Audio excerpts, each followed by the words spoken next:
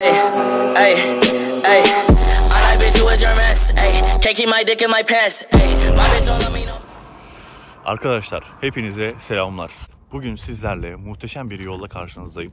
Arkamda gördüğünüz üzere Passat var. Passat'la sizlere bir pol sürüş yapacağım. Muhabbet edeceğiz. Biliyorsunuz böyle doğa harikası yollardan geçiyoruz. Daha önce ben sizlere uzun yol vlogda da paylaşmıştım. Şu anda mükemmel bir yerdeyiz. Bakın arkaya.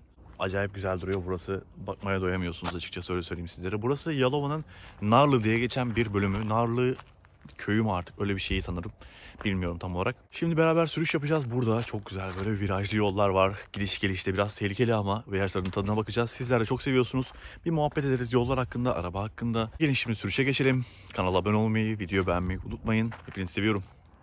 Karşınızda Passat. Şöyle güzel bir açıya çektim arabayı. Biraz yolun keyfine bakıyorum. Ama artık şimdi sürüşe geçiyoruz. İçerideyim. Şimdi sürüşe başlıyoruz. Şöyle yolumuzu kontrol edelim. Acayip virajlar olan bir yol. Bu Global kanalı için de video çektim. Onu da izlemek için bak linkini bırakayım. Oraya da abone olun ve videoyu izleyin. Video çok güzel oldu. Aşırı keyifli bir video oldu. Virajları çok tehlikeli. Onu size söyleyeyim. Bayağı tehlikeli. Ben bu kadar daha tehlikeli yolda kullanmamıştım. Bizim yollar daha iyi. Kaçacak yerim var. Burada hiç kaçacak yerin yok. İlla ki buradan yaşayanlar olacaktır. Bu Yalova, Armutlu taraflarında olanlar, Çınarcık tarafında olanlar bu yolu bileceklerdir. Solumuzda hemen deniz, sağımız zaten dağ. Ama yani görüntü mükemmel, sürüş mükemmel. Biraz daha yol sakin olsa, kamyonlar olmasa ve kurallara uysalar, biraz önce şey oldu. Adam karşı şeride geldi, öyle söyleyeyim ben size. Virajda sollama yaptı. Virajda sollanmaz. Belli bir şeydir. Ama o tabi yanlış yaptı. Şöyle hafiften gazlayalım. Klimamı açtım. Buhar yapıyor nedense. Burada biraz nem var sanırım. Araç buhar yapıyor. Arada sırada klimamı açacağım. O biraz performansımızdan kısacak. Biraz ağırız şu anda. 1.4 TSI motor ağırlığı sevmez. Özellikle yakıt konusunda, çekiş konusunda ağırlığı sevmiyor. Ancak yine böyle virajlarımız keyifli, zevkli. Ben burada böyle bütün arabaların test sürüşünü yapmayı çok isterdim. Şu an bizim dağ yolundan daha çok keyif aldım, onu size söyleyeyim. Biraz yolu bilmiyorum, o yüzden frenle giriyorum virajlara. Bak Toros'a bak, arkaya takmış vallahi teknesine. Böyle yol kenarlarında bir sürü cepler var ve kimsecikler yok. Acaba yazın burası nasıl oluyor bilmiyorum. Yazın büyük ihtimalle buralar dolar. Aslında o ceplerde böyle konaklayacaksın ya da aşağıya ineceksin. Aşağısı mükemmel. Siz böyle pol sürüşleri seviyorsunuz. Ben de sizlere hazırlamak istedim açıkçası.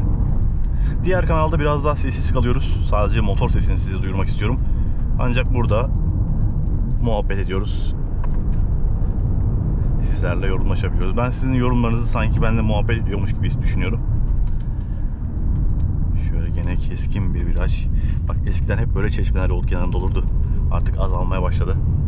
Yollar çift şerit oldukça o çeşmeleri göremez olduk.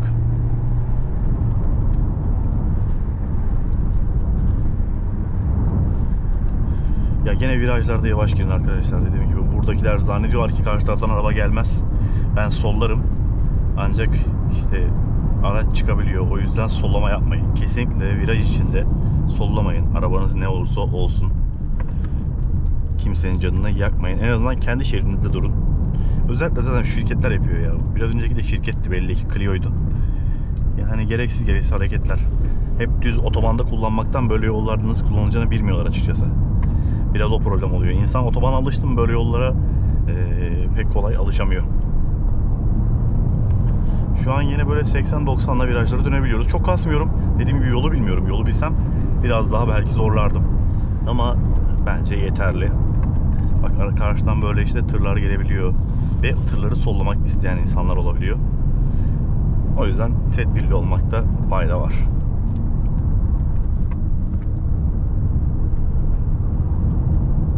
Böyle tatlı virajlar var. Bunlar çok güzel. Bunlar böyle uzun virajlar çok daha keyifli oluyor. Keskinler biraz kafadan açma yapıyor benim araçta. Mesela Ford'u mu fark ettim? Ford'da kafadan açmıyor ya. O Kuga'da ben bekledim ki kafadan açsın, biraz kafadan kayalım, ESF'ye girsin diye uğraştım aslında. Ancak buna müsaade etmedi. Kafadan açmadı.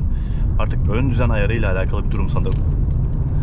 Onlar ne kullanıyorlar, nasıl bir altyapı kullanıyorlar bilmiyorum ama bizim araçlarda genelde kafadan açarsın. Sonra arkası gelir ESP ile beraber. ESP fren yapar. Bak böyle küçük Pırıltı diye mesela bir köy var sanırım burada. Onun için bir otobüs durağı yapmışlar. Ben daha otobüsü görmedim ama geçiyordur umarım. Bu yolda 508'i vuracağız arkadaşlar. Peugeot 508'i burada böyle yeni 508 ile gazlaya gazlaya o 225 beygir motoru var ya. Onun ne gazlanır biliyor musunuz burada? Ne keyifli olur. Buradan bir yandan da yağ sıcaklığımı kontrol ediyorum. Şu anda yağ sıcaklığım 102'lere çıktı. Normal bir durum.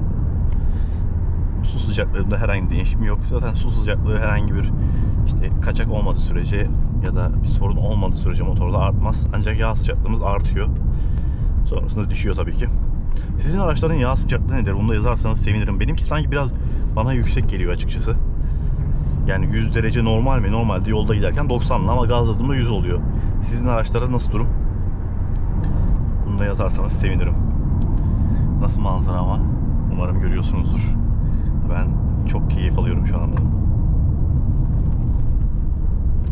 Viraja bak, viraj bitmiyor. 90 derece viraj yapmışlar. Evet, şimdi biraz daha düz bir alan.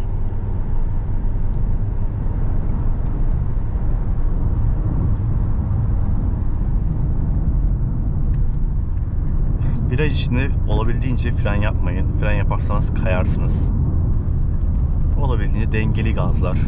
Hatta bırakın ESP yapsın freni. Her türlü farklı tekeri yaptığı için siz bir fren yaptığınızda ağırlık ön tarafa biniyor ve kaymaya başlıyorsunuz.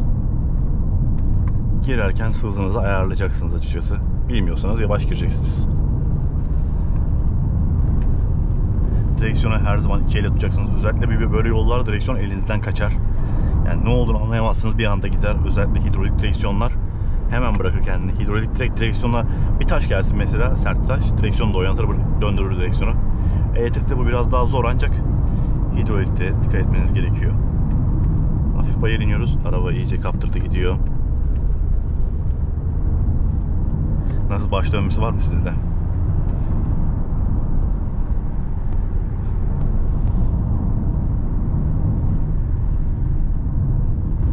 Virajın sonunu kestiremiyorum. Ağaçlarda olunca çevreyi göremiyorum. Böyle yollar Türkiye'de çok fazla yok. Bulunca da değerlendirmek lazım. Şöyle klimamı kapatayım. Artık hız sınır bölgesine girdik. Büyük ihtimalle ilçeye geldik diyecekken Fıstıklı diye bir mahalledir büyük ihtimalle, ilçe dedim ama biraz daha yavaşlayalım. Buralarda hareketlilik daha fazla oluyor çünkü evlerine gidiyor insanlar. Yakınlarda evleri oluyor. Balıkçı barınağı. Bu balıkçı barınaklarını çok fazla gördüm. Biraz önce geçtiğimiz yerde de vardı. Bakın Fıstıklı. Rakım 10. Denizin kenarında olunca tabii. Böyle yerlerde bir de şimdi köpekler çok fazla, atlar, insanlar dikkat etmez. Çok fazla araba geçmediği için. Bak her yerde köpekler var. Özellikle köpeklere çok dikkat edin. Ben çok korkarım böyle köpeğe vurmaktan. Onlara zarar vermekten. Aynen, burası böyle küçük bir köy. Buradan merkeze gitmek zor olsa gerek ya. Yani özellikle böyle şimdi ben keyfine sürüyorum ama ihtiyacınız olduğunda böyle yollar sizin canınızı çok fazla sıkıyor. Bir yere acil gitmeniz gerekiyor, hastaneye gitmeniz gerekiyor. Böyle tek gelişler aşırı derecede yorucu oluyor. Biz de eskiden bu şekilde sürekli kullanıyorduk. Sonrasında çift şeride geçti, biliyorsunuz Eskişehir-Antalya yolu. Önceden tek şerit gidip geliyorduk. Belki hatırlayanlarınız olacaktır. Yaşı büyük olanların. Bir kamyonun arkasına takılıp giderdik. Burada da öyle olurdu büyük ihtimalle. Yani geçemezdim ben. Virajda sollayamayacağım için. Anca düzlük bekleyeceksiniz. Ve uzunca bu yolları bitirmeye çalışırdınız. Baksana Toros. Buraların iklim örtüsü arkadaşlar. Toros. Öyle çok fazla Tofaş göremezsiniz. Tofaş böyle yollara fazla dayanamaz. Toros çok daha dayanıklıdır. O yüzden köylerde bu tarz böyle tarlayla bahçeyle uğraşan insanlar Tofaş yerine Toros tercih eder. Tofaş'ın derdi bitmiyor. Tofaş sanayiyi seven bir araba. Soğukta çalışmaz. Toros'ta öyle bir şey yok. Toros çok kullanılır o yüzden. Şimdi ben görüntüyü yavaştan kapatıyorum. Yoluma devam edeceğim. Biraz da kendi başıma keyif alacağım. Umarım videoyu beğenmişsinizdir. Kanala abone olmanızı istiyorum. Destekleriniz gerekiyor. Yeni videolarda görüşürüz derken buradan Armutlu'ya şöyle döneyim ben. Yalova, Çınarcık, İstanbul sağ tarafmış. Hem biraz arabamı soğutayım hem şöyle bir manzarayı seyredeyim. 98 dereceye düşmüş zaten ya. Yakıtım ne oldu bu arada? Hep 5.7 falan da 6.3 olmuş. Çok güzel. Evet arkadaşlar, görüşürüz. Kendinize dikkat edin. Hepinize selamlar. Seviyorum hepinizi.